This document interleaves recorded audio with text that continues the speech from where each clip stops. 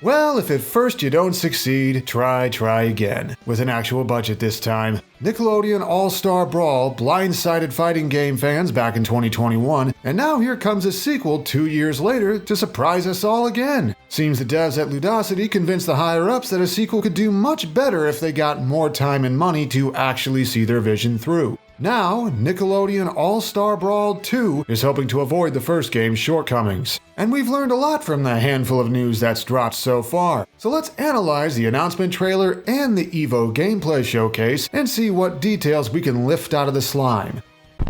So, his situation's changed a bit because character showcases started dropping while this video was mid-development. I want to analyze the details covered therein, but in the interest of actually getting this video out, we'll focus on specifically the showcases for SpongeBob, since he's an example of how much veteran movesets can change, along with these newcomers on screen right now. Please understand.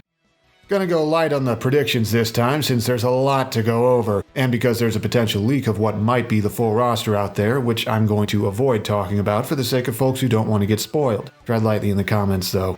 With all of that established, are you ready, kids?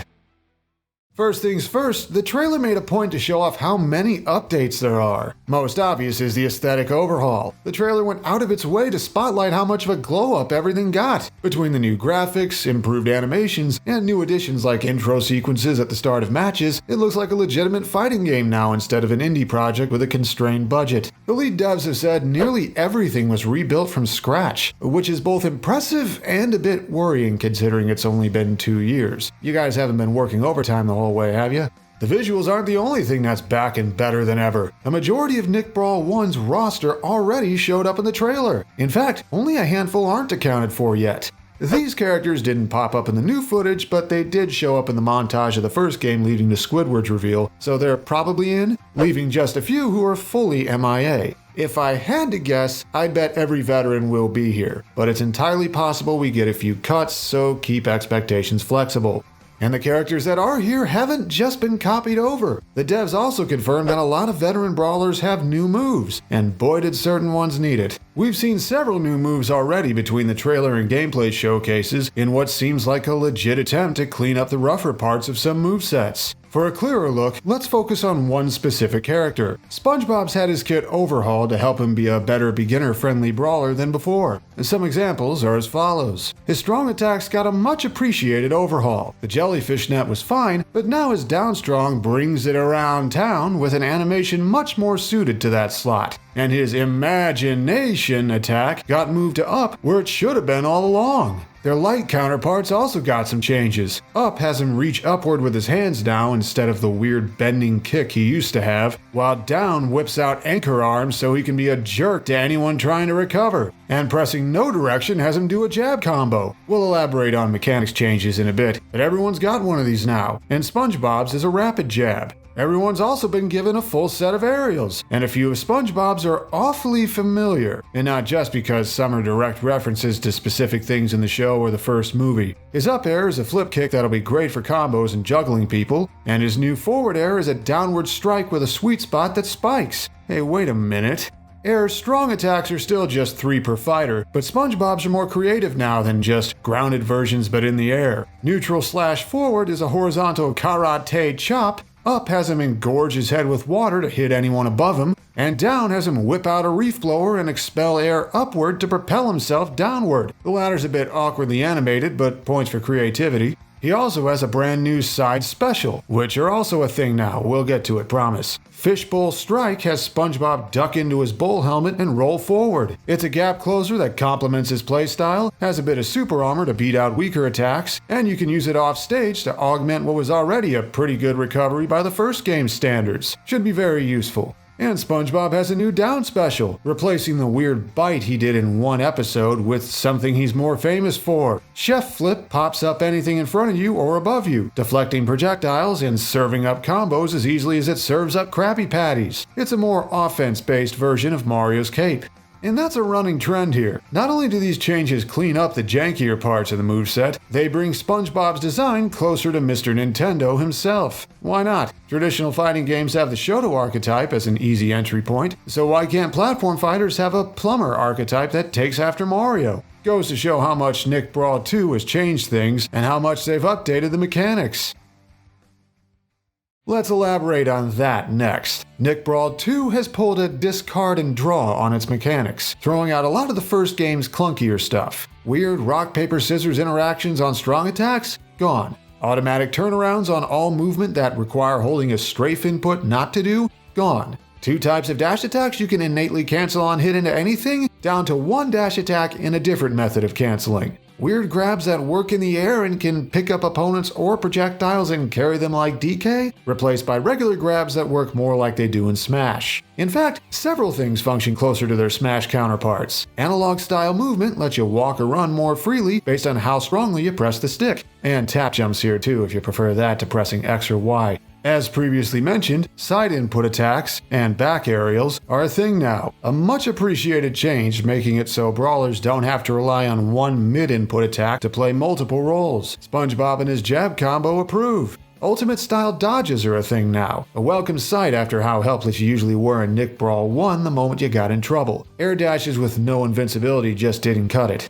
Strong attacks can be charged now for greater power, just like Smash attacks, and they do still reflect projectiles, so that mechanic stuck around. Everyone seems to have multiple taunts now, at least it explains some animations we've seen. And blocking is much more Smash-like, with shields that shrink in size from getting hit and can break if damaged too much. And you can parry with them too, though they work like in Smash 4 and earlier instead of Ultimate. Have fun with that wrench in your muscle memory, anyone trying to play both. Sounds a little too Smash-like, right? But layered on top is a new set of mechanics built around the slime meter. Fighting games are no stranger to meter mechanics, but Nick Brawl 2 is the first platform fighter to go all in on it. Dealing damage to opponents fills up to 3 total segments of meter over time. If at least one segment is filled, shown both on the HUD and with a green ring that appears around each fighter, you can hold a specific button to expend slime and enhance a bunch of different stuff. The simplest is using one charge to enhance a single special limit break style. SpongeBob goes from blowing one dinky little bubble to 3 bigger ones, and he didn't even have to bring it around town first. Slime specials have a range of effects, like Patrick's Lariat getting bigger and stronger, or his up special going just a little further.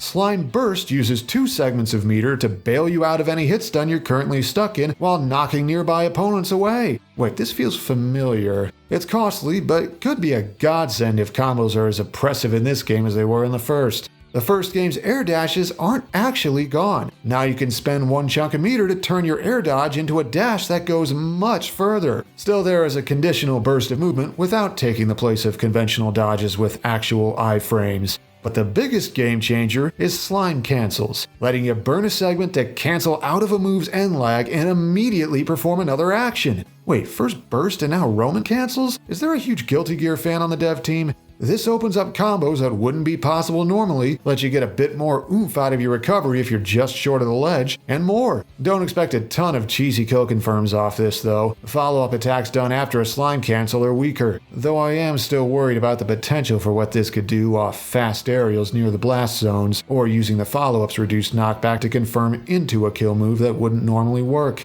Finally, if you fill your entire meter, you can whip out a super attack. These final Smash counterparts are actually balanced for competitive play, and everyone's got a unique one. All these years and SpongeBob still drives like a madman. We got a glimpse of a couple others in the trailer. Squidward morphs into Handsome Squidward and flails around, and this shot seems to be the start of Lucy's. Is she going to suck someone's blood? And while Patrick's super was teased at first, we got a full look at it later on. I wouldn't want to be his opponent, his roommate, or a sea spider right now. There's a lot of potential depth to the slime meter. Its uses are so varied that, in theory, it'll let players express themselves in ways they couldn't before. But there is something I'm worried about. If the only way you can build meter is by hitting opponents, the first player to get a big combo will gain access to a bunch of options their opponents don't have yet. If the devs aren't careful, matches might break down to where whoever gets meter first almost always wins. Hopefully it's not so over-centralized. But enough skepticism, let's see more new content. The trailer showed off a few new stages too. Most prominent is the Bun Wrestling Arena from SpongeBob's iconic Fry Cook Games episode. The layout consists of a roped-in central ring with 2 platforms off to the sides hanging over the abyss. This stage definitely seems like it's more for casual play than competitive, but it should be fun to mess around on, especially if the crowd in the background reacts to whatever's going on. Another new stage is based on Jimmy Neutron's lab. We've seen multiple layouts for the place so far. One features chemistry equipment that double as platforms, notice the ring around the flask, while another is set in the terrarium of his invisible hamster experiment. Where is that thing? And another layout has a simple pair of platforms in the style of Pokemon Stadium. What's going on here? Does this stage swap layouts like the latter, with different experiments providing different obstacles? Or maybe it's a different feature entirely. Turns out some stages have multiple layouts you can choose from. Harmonic Convergence is confirmed to be one of them, which explains how it has different setups and different footage. Question now is, does Jimmy's lab have the same thing going on, or does it swap layouts over time normally? Or maybe it swaps layouts by default, but you can pick individual ones separately? Inquiring minds want to know. Oh, and there are two other stages the trailer teased that aren't associated with anyone yet. One's a new Avatar stage based on the Dragon's Altar in the hidden Sun Warrior City. The other's a new Hey Arnold stage based on the San Lorenzo jungle ruins. A character showcase gave us a closer look at the main layout, complete with fireballs raining down from above. Are those from the altar up top or from the nearby volcano? Wait, almost forgot. Easy to overlook because it only shows up for a mere few frames in the announcement trailer, but there seems to be a new Loud House stage, based on the old Scottish castle that belonged to the family's ancestors as shown in the movie. There's not a whole lot we can tell from this yet. And we've gotten a brief glimpse of one other stage. It seems like regular old Conch Street, except something isn't right. Why does Squidward's Moai house have the texture of SpongeBob's pineapple? Is this stage supposed to be a thing where the bad guys are trying to reconstruct or merge different worlds but got certain details wrong? We'll have to see how all this plays into the story mode too. Oh yeah, there's an actual story mode this time. The premise seems to be Nickelodeon characters getting sent to other worlds through these star-shaped portals, which is also how you respawn after losing a stock now, much more distinct than what the first game had. According to the devs, the main campaign will have roguelike elements. You start with just SpongeBob, try to get as far as you can, and when you eventually lose, you can take any characters or skills you've unlocked so far and be better equipped for your next attempt. Pretty different from anything Smash has done before, and a far cry from Nick Brawl 1's slapdash arcade mode. And it seems there'll be boss fights too, considering a boss rush mode has also been confirmed. Whether they'll be fully designed bosses or just specific fighters powered up is unconfirmed. We'll see how they handle it, but it sounds promising. With everything else out of the way, let's finally get to the newcomers, because we got a lot to talk about. First, we have Squidward. His absence from Nick Brawl 1 was weird for a lot of people, so no surprise he was the first newcomer revealed for this one. We couldn't tell a whole lot about Squidward's moveset from the first trailer, but his character showcase helped clear things up. Squidward's tilts are kinda weird. Forward's the most conventional one, but his up tilt doesn't hit very high yet has not very obvious iframes on his head that let him anti-air with it. His dash attack is a multi-hit rapid spin, and his down tilt has a small hitbox but spikes like a strong attack. Not sure how I feel about these functionally, or about them all being specific references to specific animation frames. Nick Brawl 1 over-relied on cramming references into movesets, a problem that might have stuck around. As further evidenced by Squidward's grounded strong attacks, his forward and up strongs both whip out props from specific episodes to attack with. Down strong being based on that one dance he does feels less iffy since it's not reliant on a prop, though the animation doesn't sell its power as much as it could.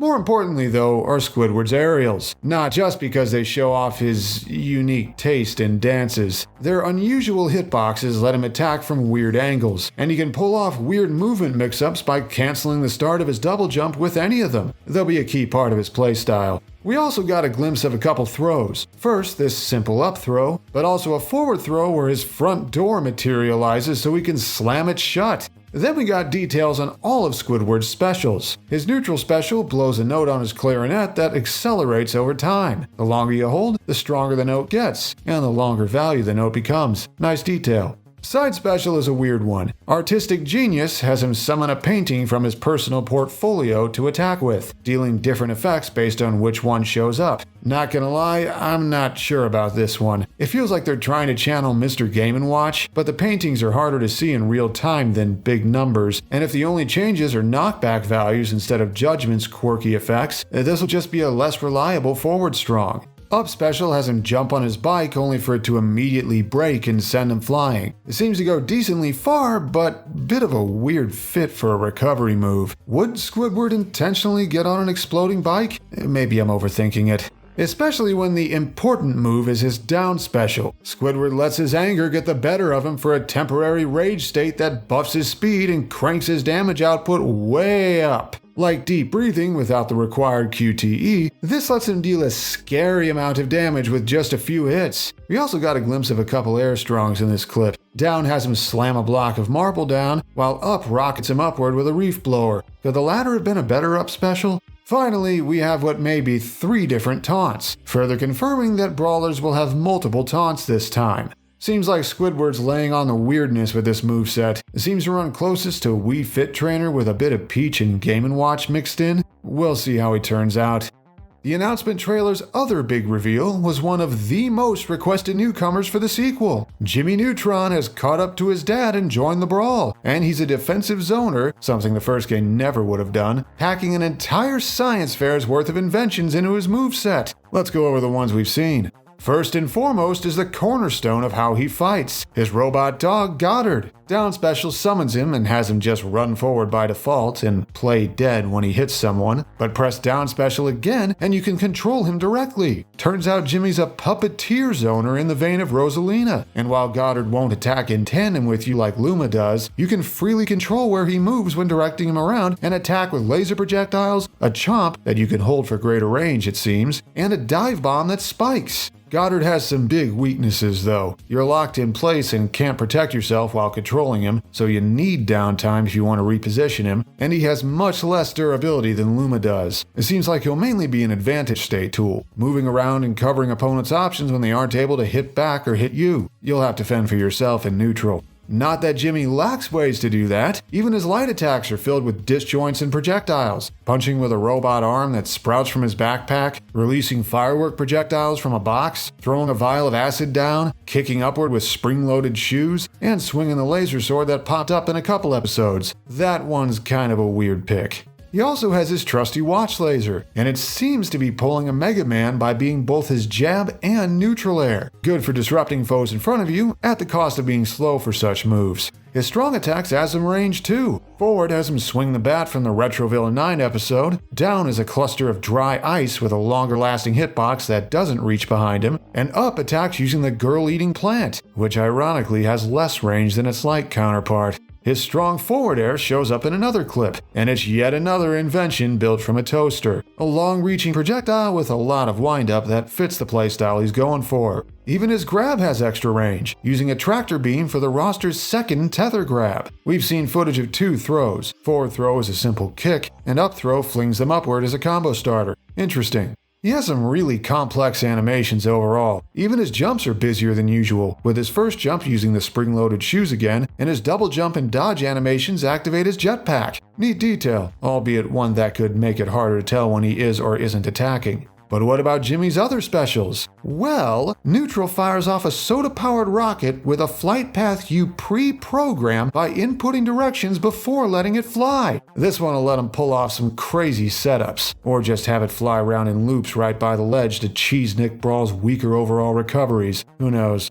There are 2 moves that might be his side special. One is the bubblegum mobile that lets him bounce around with a protective barrier. It's a movement option like a lot of side specials are, but it's mostly vertical and might just be his strong down air instead. Option 2 is a vacuum-like invention with a chargeable attack that seems to create an AoE win box. Oh boy. I do not envy anyone trying to recover against this character who doesn't have a freeform recovery. Though he'll be vulnerable off stage in turn. While he can freely steer his hovercraft, it's not very fast and has no way of attacking whatsoever. Only form of protection is to bail out with a double jump or slime cancel. And I think that kinda encapsulates Jimmy Neutron's strong and weak points. He has tools for all kinds of big brain plays and will be particularly tough when he has the advantage, but he'll struggle hard in disadvantaged states and when opponents get up close, since so many of his attacks have iffy startup and long animations. Seems like a cross between Rosalina, Mega Man, and Me Gunner.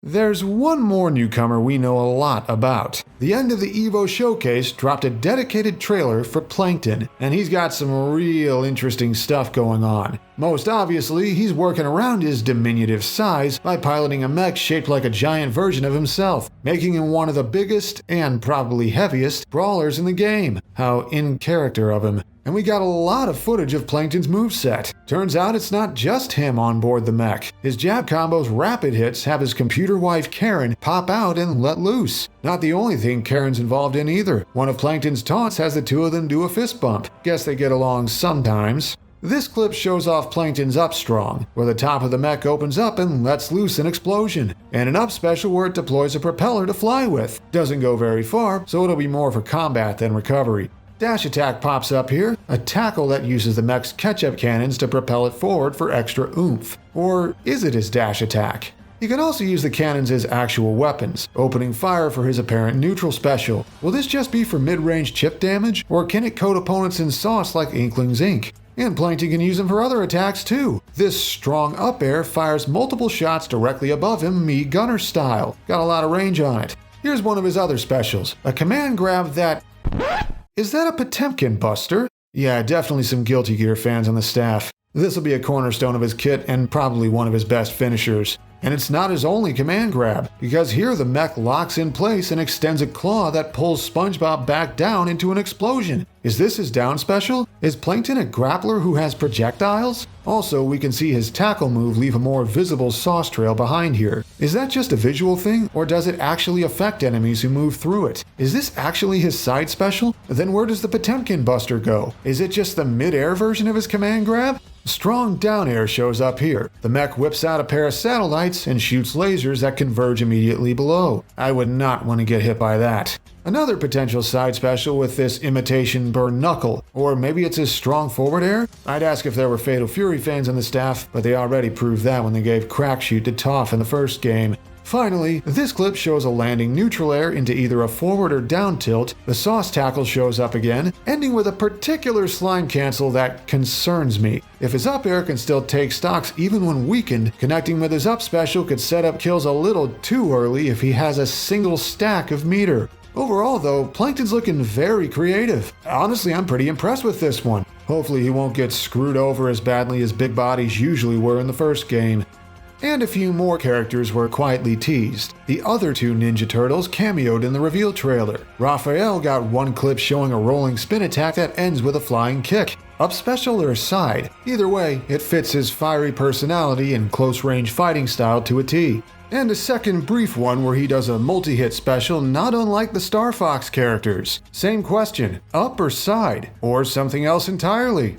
And we got a close-up of Donatello falling in the first trailer, which doesn't tell us anything, but we did see a little more in an unrelated showcase. This clip shows his apparent back and down aerials. Not sure if light or strong, but that's a big hitbox on the down air. There's also what looks like his neutral special, which has him bat a projectile forward with his bow staff. Maybe the angle it flies at will depend on how far it falls before he hits it.